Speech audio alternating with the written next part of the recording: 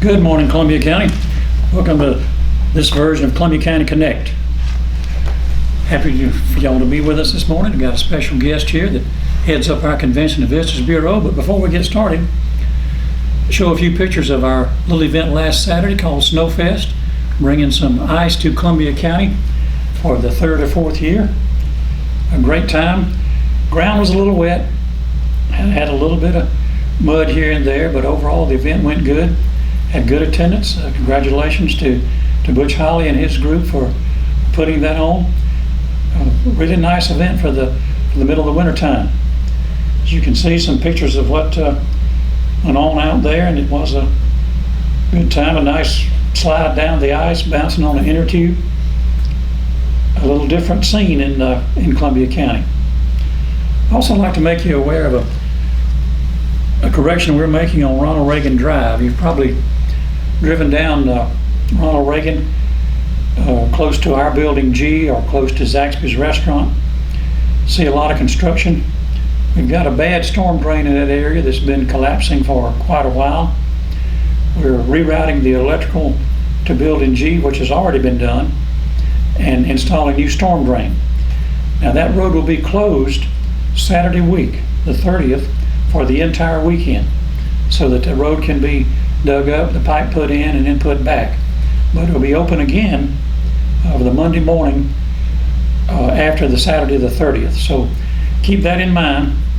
If you're going to the post office or other buildings in that area, you'll have to come to access off of Washington Road for the post office, and then off of Ronald Reagan for anything that's on the other end of the post office at Ronald Reagan. So again, keep that in mind for Saturday the 30th. Randy, welcome to Columbia County Connect. Well, thank you, Chairman. I appreciate you having me out here today. How long have you been with the Convention and Visitors Bureau? I've been here just over 3 years now. We just kicked into year 4 at the beginning of November, and I think we're rolling along pretty nicely right now. And you had experience in Richmond County prior to that? I did. I was the sports development manager for 7 years at the Augusta Sports Council, and then this opportunity to come over to Columbia County, which is where I live, great opportunity, and jumped on it and been enjoying it ever since. You've already had a good many events. I know you were big in bicycles and BMX, and we've got a new track out there. Tell us a little bit about what's going on, or what has gone on, and what you've got lined up for the future. Yeah, absolutely. Several years ago, we put in a bid to bring the USA Cycling Marathon Mountain Bike National Championships to Columbia County. And to backtrack just a little bit, when I was brought into Columbia County, one of the things, and I know that we had talked about this in the very beginning, was to capitalize on my event experience and then also the relationships that I had. And, getting a lay of the land and, looking at the trails that we have out by the lake and Wildwood Park, Mistletoe State Park, and those types of facilities, I wanted to kind of capitalize and do, events that made sense for the county. And so I had a long-standing relationship with USA Cycling, and we put in a bid to bring in their Marathon Mountain Bike National Championships for 2015 and 2016. And first time that event had ever been come east of the Mississippi River, and a pretty great achievement, I think, for a community that doesn't have any mountains either. But we brought that event and we built the Wildwood Games around that. And it's a multi-sport festival that also has trail running races, disc golf, and then open water swimming. And then, last March when we opened the BMX track, which was a phenomenal facility, and right out of the gate we had a huge event. I guess now it was last November instead of October because of the weather. And this year in 2016, we're looking at adding BMX to the Wildwood Games, and it'll be the first off-site event for the games, and be a great opportunity to market Blanchard Woods Park and the new facility. Probably a lot of the public doesn't realize what we have at Blanchard Woods Park, in addition to the premier soccer facilities, with the addition of the skateboard track and the BMX. Give us a little idea of your opinion of the quality of those two items, the BMX and the skateboard, and the people that's utilizing those now. Wow, I can't overstate the value of the quality of those tracks. The track and the skateboard park. I actually grew up as a skateboarder. And You still do that? not so much now. When you're 50 years old and you fall, it takes a long time to recover. Man, you're a youngster. But the quality of that skate park it rivals probably any skateboard park in the country. The team that came in, I believe they were called Artisan Design, that did all the finish work on it. They're skateboarders, and they took their time. They were very meticulous in what they developed, and I think that anytime there's not torrential rain, there's somebody out at the skateboard park. And I think, maybe in the beginning, people were wondering, are people really going to utilize that facility or not? But it's like, people love it. And then, with respect to the BMX track, obviously the locals love it. The guys out at Blanchard Woods BMX are doing a phenomenal job, taking care of the facility, and they've had a lot of challenges. Now that's the group that we contract with to manage that facility. Yes, sir, absolutely. And they've had a lot of challenges, from the get-go, from vandalism and then incessant rain, over the last year. It's presented a lot of challenges, but they've done a great job. But then if you look beyond that, USA BMX, when they brought their Gold Cup East Championships out here, they love the facility. They think it's amazing. And so I think it's just a matter of time, before we start going into the national ranks with that facility. Back to that, the race you had where you ride a bike and then you get off your bike, you halfway wore out and you got to throw a disc into the basket. What's that now? You were saying one of the events is where you right. 2 or 3 different activities into the same competition. Exactly, and so it's interesting you brought that up. We're hosting the U.S. Adventure Race National Championships in October. It's the weekend of October 14th through the 16th. And the event management group that's going to be running that event, they're Rev 3 Adventures. They're based out of Washington, D.C. And we hosted the first Rev 3 Adventure Race in November. And it was pretty cool because they started at Wildwood Park, ran up to the disc golf course, utilized points out on the disc golf course, and then ran back into the main area of the park, with their start finish area, and then they hopped in their kayaks and their canoes and then went out paddling on the lake. And then from there they did trekking or orienteering type activity, and then they did mountain biking as well. And so they use that as sort of a test event so that this October, when they bring in the U.S. Adventure Race Nationals, they have a better lay of the land. And this event for the elite athletes will literally take the athletes from Wildwood Park as far out as Mistletoe State Park, then back over to the West Dam Recreation Area, down the Savannah River, and then wrapping up at Savannah Rapids Pavilion. And will they be riding the roadways? No, actually they'll be using trails. Exactly. There will be times where they'll have to cross the road, but we're going to be working closely with local law enforcement, Columbia County EMA, and our other partners, to ensure that it's a safe event. These athletes are going to be out starting at 8 o'clock on Friday, October 14th, 8 o'clock in the morning, and then I think they have to finish around noon on Saturday. So we're talking, roughly a 28-hour race. That don't sound like a lot of fun to me. Yeah. For some reason. It's a pretty serious challenge. And then for the sort of lay athlete, if you will, out at Wildwood Park. Is that you? Yeah, okay. Sort of. They'll have the tenderfoot race, which is a 4 to 6 hour race, and then they're going to have a what they call a strong race, which is 10 to 12 hours. And then they'll have another race called Aqua Blaze, which will have the participants paddling out on Clarksville Lake to find certain points, and then they'll come back and then they'll ride mountain bikes. And so it's going to be a pretty significant adventure weekend for Columbia County. Oh, that's a tremendous thing. Yeah. As far as part of your responsibility, you have the hoteliers. Yes, sir. The group under your Convention Officials Bureau. Right. These are good events for those people. Right. Correct? Yeah, absolutely. And also one that I didn't mention, we have the ASA Archery 3D tournament coming back to Columbia County, and I think that's April 29th through May 1st. Yeah, after many years away, we had it in the past. Exactly. And this event's going to bring 1,600 people, 1,600 participants in, and we're going to be tapping out all of our hotels, and then the same with the Wildwood Games, the same with the Rev 3 Adventure Race. And so, these these types of events, we have a twofold purpose with it. The first is that, we want to bring in the critical mass. We want to put them in the hotels, put them in the restaurants and generate that economic impact. But then the other thing is they serve as a great marketing platform for the venues that we have. And let's not kid you, we have great venues. We're really blessed to have all of this here. And so the hoteliers love it, and we love it too, because it not only with that exposure, it brings people back into the community, and a lot of times we're not aware of it, but we know that they're coming back and utilizing these facilities. Where is the actual competition held in Archery Park? It's going to be all over Wildwood Park.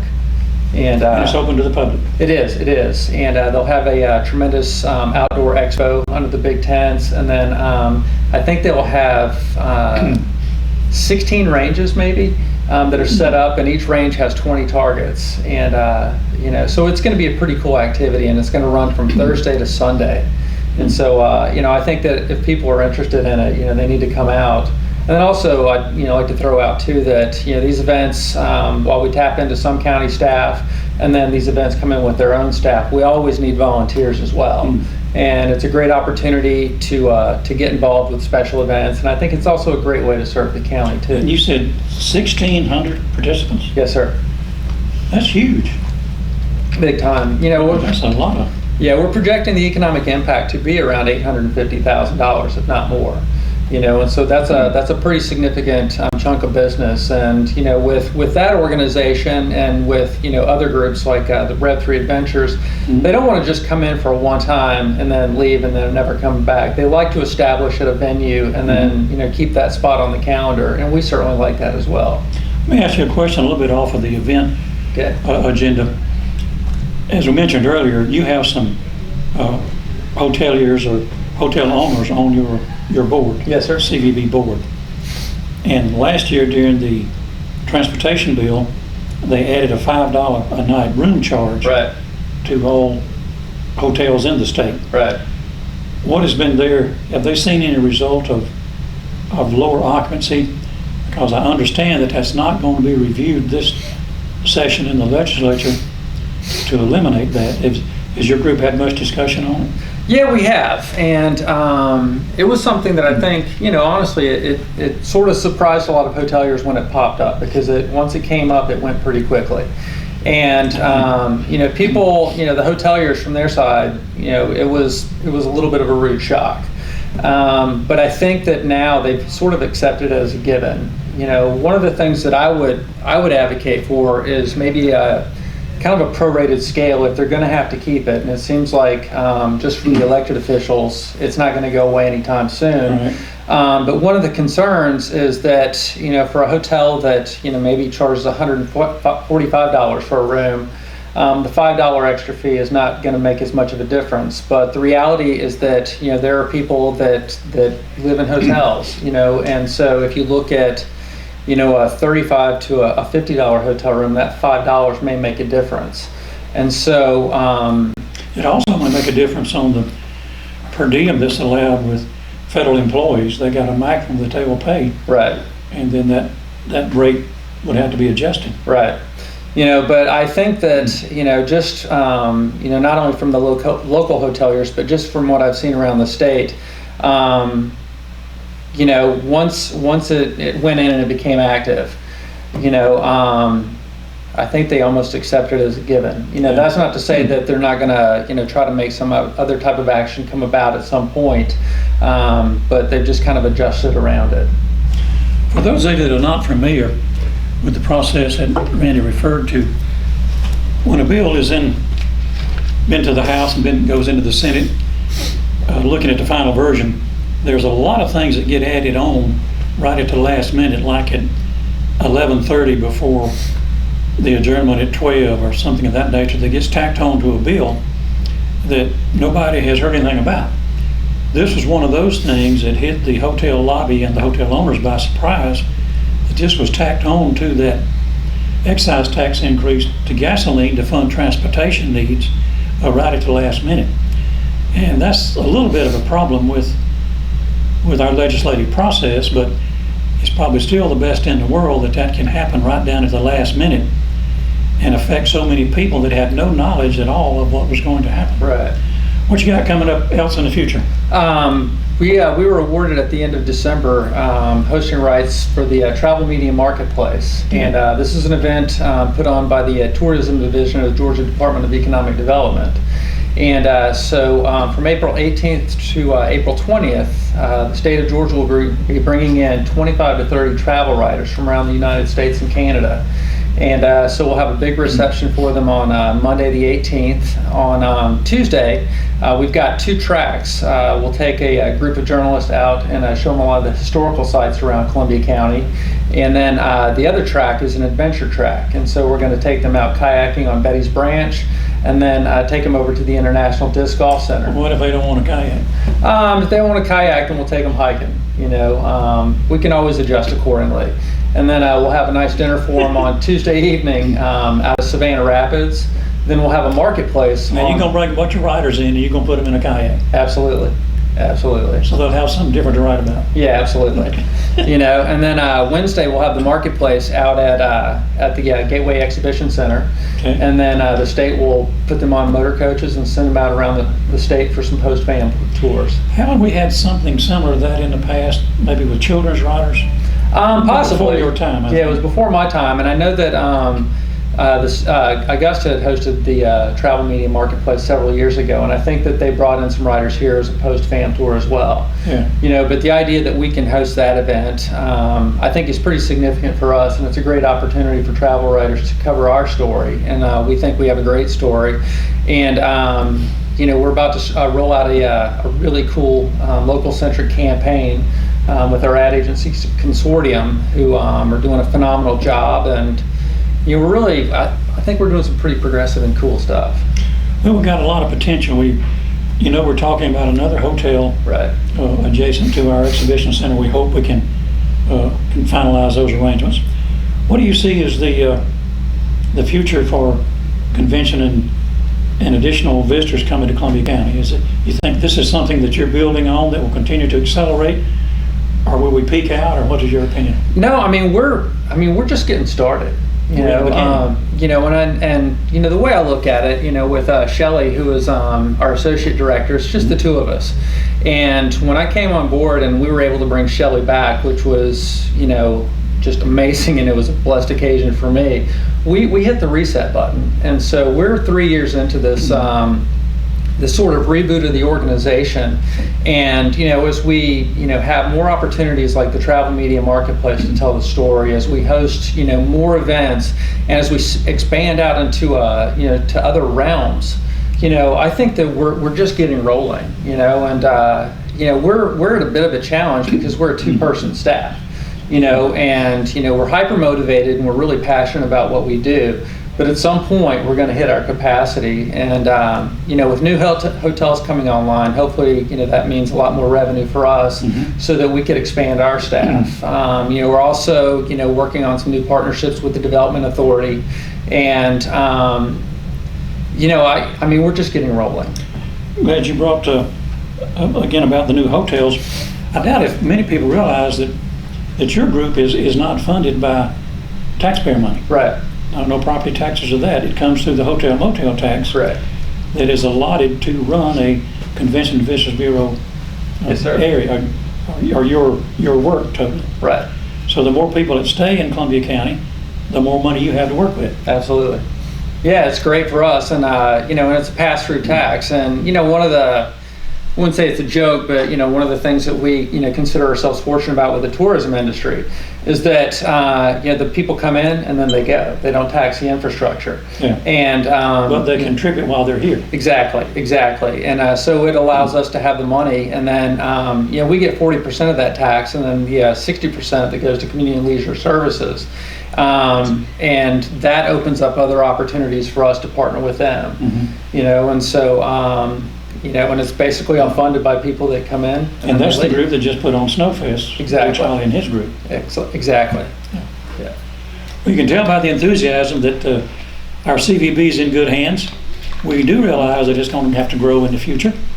You have anything else to add to our little time today? Wow. How much time do we have? I could talk all day. Well, we got a few more minutes. So, I don't know, you tell me what's going on in the county these days. What do you think about things? Well, we're busy. We're still working on our plans across the street from the Evans Town Center Park, where the cultural center will be. Right. Trying to incorporate that into a town center as such. Been working on it for about a year now. As we mentioned, the hotel and other projects we got going out to Gateway.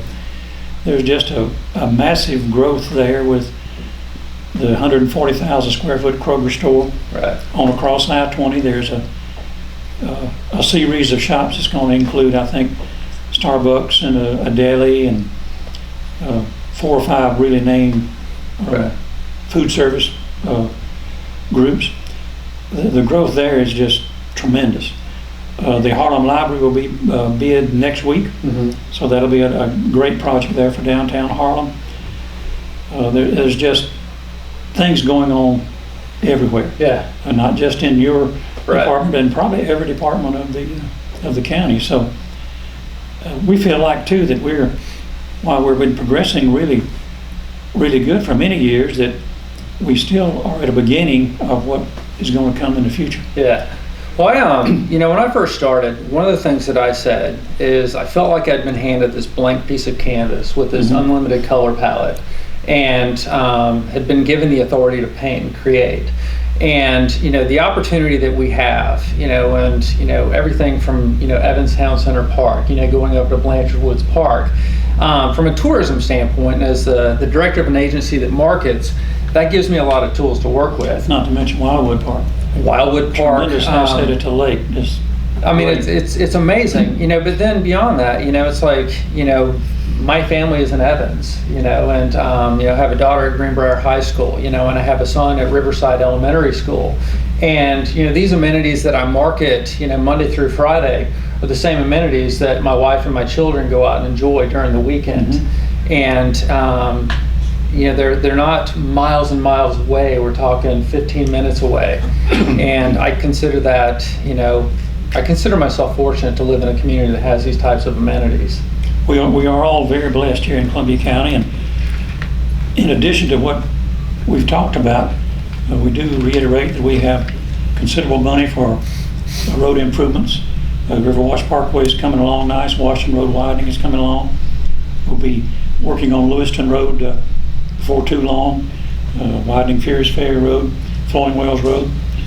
Thanks to the TIA, the Transportation Investment Act, commonly known as T-SPLOS, we have some $200 million to spend on transportation over the next 6 or 7 years. Right. So all this will mesh together in what you've talked about for more activities for the public, better access to get to those activities. Right. The sheriff continues to do a good job in public safety, as well as our fire department, to keep things in perspective, that you have to feel safe to enjoy all of these other things. Right. So we appreciate the job that you do, and the enthusiasm and effort that you and your one person bring. Yeah. We know that'll grow before it's over Yeah. with. Don't forget the road closure of Ronald Reagan Saturday week. Be closed that entire weekend.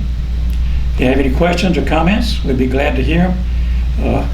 We're on Facebook and Twitter and Instagram and whatever number of places that our ladies here can find to post us. I guess we're probably also on the county website after a little delay. So thank you for tuning in. We look forward to seeing you next week. Have a great rest of the week, Columbia County.